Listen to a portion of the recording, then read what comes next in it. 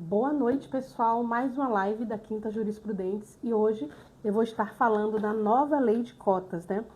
Que é a lei 15.142 de 3 de junho de 2025, né?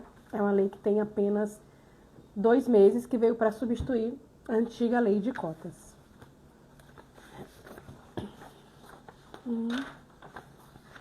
Só esperar um pouquinho para o pessoal entrar.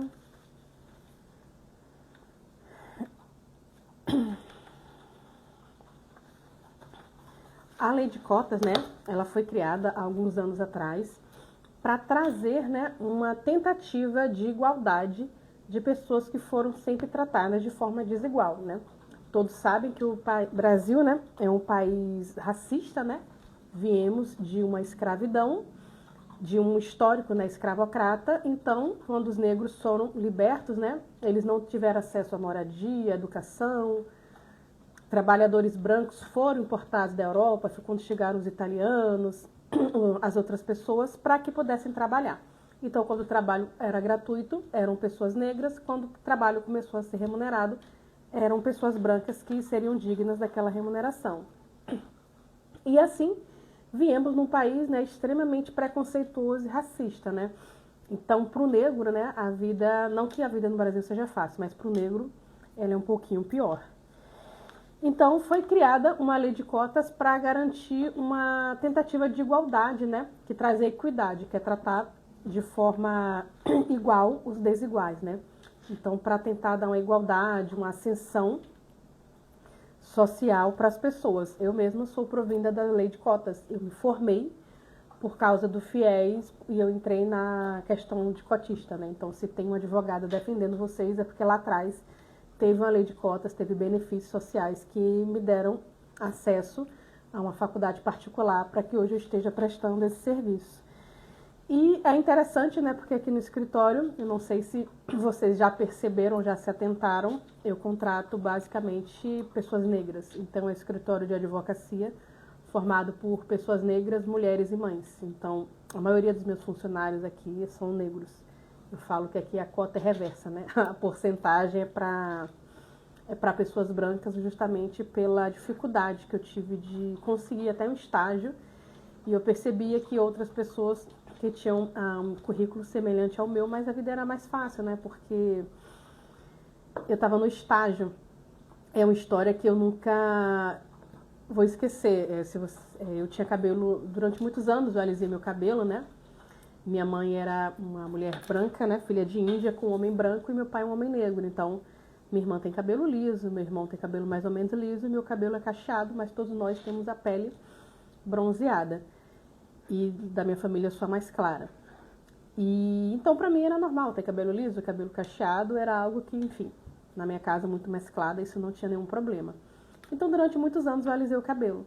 Aí, quando eu estava no estágio, né, é algo que uma pessoa negra ouve, tem que ficar quieta. Hoje já tem leis que protegem, mas nem sempre a gente consegue lidar com isso. E eu estava no estágio jurídico, né, eu já estava quase encerrando a minha formação, era final de 2017 isso. E eu fui atender uma cliente, né, e ela disse que fecharia o contrato comigo. Era um escritório simples, a gente só trabalhava com light e direito do consumidor, e ela falou que fecharia o contrato comigo porque eu gerava confiança, que pessoas como eu, aí apontou pro braço, as pessoas fazem, se acha que é normal, pessoas como eu, né, tinham que entender sobre respeito, e eu me dava o respeito, e eu me mostrava uma pessoa de confiança porque eu alisava o cabelo. Ela falou, você tá certa, gente como você tem que alisar o cabelo. Eu fui no advogado, ele é igual a você, e mais uma vez ela apontou pro braço.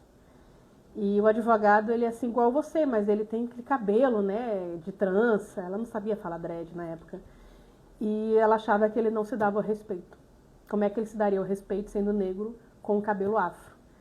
E naquele dia eu decidi que eu iria ser respeitada de black. Poucos meses depois eu tentei fazer a transição, acabei fazendo corte químico, cortei o cabelo bem curtinho para deixar meu cabelo cacheado. Então, assim, foram várias situações de racismo que eu já passei, mas aquilo ali me chocou e eu pensei, eu preciso ser respeitada de black no fórum. Esse tipo de coisa não pode continuar. Então, né, foi criada a lei do racismo porque a gente está no Brasil e 90% das pessoas negras, né, pelo IBGE, falam que existe racismo, e 10% das pessoas brancas assumem que já foram racistas, então a conta não fecha. Todo mundo que é negro sofreu racismo, quem é branco, a maioria fala que nunca fez. Então, talvez a pessoa não reconheça o que é racismo ou é uma fala normal. Dizer que gente como você precisa alisar o cabelo, né? Hoje eu entendo, né, que é uma forma de mutilar a pessoa, não é sobre a pessoa querer ter o cabelo liso, mas você precisa ser diferente do que você nasceu. É algo muito forte, algo doloroso, é um absurdo que as pessoas falem e achem que isso é normal, né? E isso é normal quando a cliente vai me atender, quando eu vou atender a cliente, isso é normal quando vai procurar um emprego, né? Eu lembro quando eu distribuía currículo, eu participava de muitos grupos, né, de militância, eles falavam, olha, você no currículo não põe sua foto. No currículo você só coloca seus dados, aí você vai ser chamado para entrevista, porque quem é negro e coloca foto geralmente não é chamado para entrevista. Muitos negros não põem a foto, eram chamados para entrevista e não eram chamados para o emprego, né?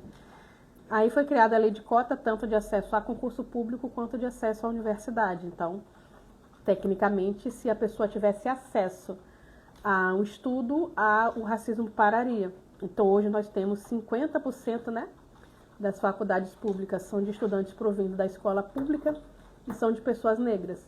Então, tecnicamente, a questão do estudo foi resolvida porque o negro está na faculdade. Então, se hoje 50% dos nossos profissionais formados nas faculdades públicas são negros, aonde estão esses negros? Quantos advogados negros te atenderam? Quantos médicos negros te atenderam? Né? Quantos juízes negros julgaram a sua causa? Então, se a pessoa tem uma formação de nível superior, uma formação universitária, com a formação de elite, mas ela não tem esse emprego de elite, então o problema não é a formação, o problema é o racismo. E é por esse motivo que no meu escritório, para trabalhar aqui, você precisa ter um filho, você precisa ser negro e algum outro branco, né? Tem a Fábia, tem a Júlia. Eu falo que eu trato o banco como se fosse gente. É engraçado eu falar isso, é engraçado, mas ouvir é bem complicado. Falar que negro de alma branca. Mas, enfim, por causa de situações como essa, foi criada a lei de cota. E a lei de cota para concurso público era de 20%, né? Era 20% de negro, 10% para PCD. No total, 30% das vagas eram para cotistas e 70% para quem não se incluiria, né, como cotista.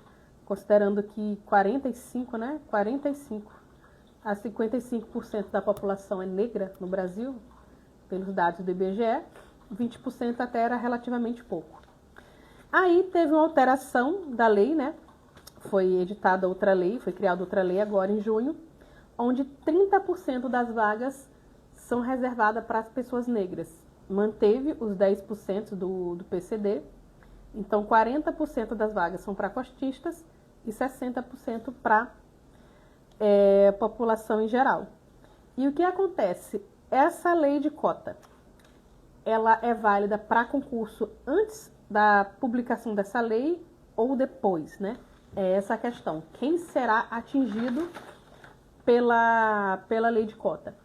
Pelo princípio, né, da segurança jurídica, a obrigatoriedade de aplicar a lei de cota é do edital que foi publicado após essa data. Então, todos os editais que foram publicados após 3 de junho, a partir de 3 de junho de 2025, todos esses editais precisam cumprir a lei de cota de 30%. Então, os concursos que já estavam em andamento, eles não precisam ser alterados para cumprir. Então, manteve os 20%. Porém, caso aquela banca, né, caso aquele ente público queira alterar e se adequar para o 30%, não há nada que o impeça. Ele pode. Ele só tem que publicar essa alteração, porém, ele não é obrigado. Então, quem se inscreveu no concurso, a partir de 3 de junho, a cota é de 30%. Quem se inscreveu no concurso até 2 de junho, a cota é de 20%. Então, se você se inscreveu no concurso a partir de 3 de junho e a cota não é 30%, esse edital precisa ser impugnado para que isso se resolva, porque ele precisa estar adequado à lei do momento, né? todo ato público precisa cumprir a lei daquele período em que aquele ato foi feito. Então, assim, o que é que eu indico para vocês, né? Verificar a data da publicação do edital e a fase do concurso. Os tribunais, né, quando tem alguma judicialização, eles analisam a fase do concurso, o prejuízo concreto, os princípios constitucionais. Então, eu entendo, né, que só pode exigir essa lei de 30% a partir de 3 de junho. Então, se tem algum edital que foi publicado a partir de 3 de junho e você se inscreveu nesse edital, você pode exigir essa aplicação. Então, se eu só oferecer 20%, você vai estar prejudicado, porque você terá direito a mais de 10%, né? A mais de 10%. Então, você precisa ficar de olho, né, quando esse edital foi publicado, para saber se essa lei ela atinge você ou não. E, assim, é importante você guardar os documentos oficiais, você guardar o ato de inscrição, para ver se teve algum problema, né? Eu fiz um atendimento recentemente onde a pessoa ela afirma que ela não se inscreveu cotista, mas foi convocada como cotista. Então, se você guarda o cartão de inscrição, você tem essa informação. Se você não guarda, você não tem. Que pode ocorrer, não, já é tudo online, então pode ter um erro do sistema, uma informação cruzada que possa vir a te atrapalhar. E assim, cada caso, né, precisa de uma abordagem individual para ver se aquele caso te atinge ou não. Mas, basicamente, você precisa ver a data que o edital foi publicado para saber se a cota é referente a você ou não.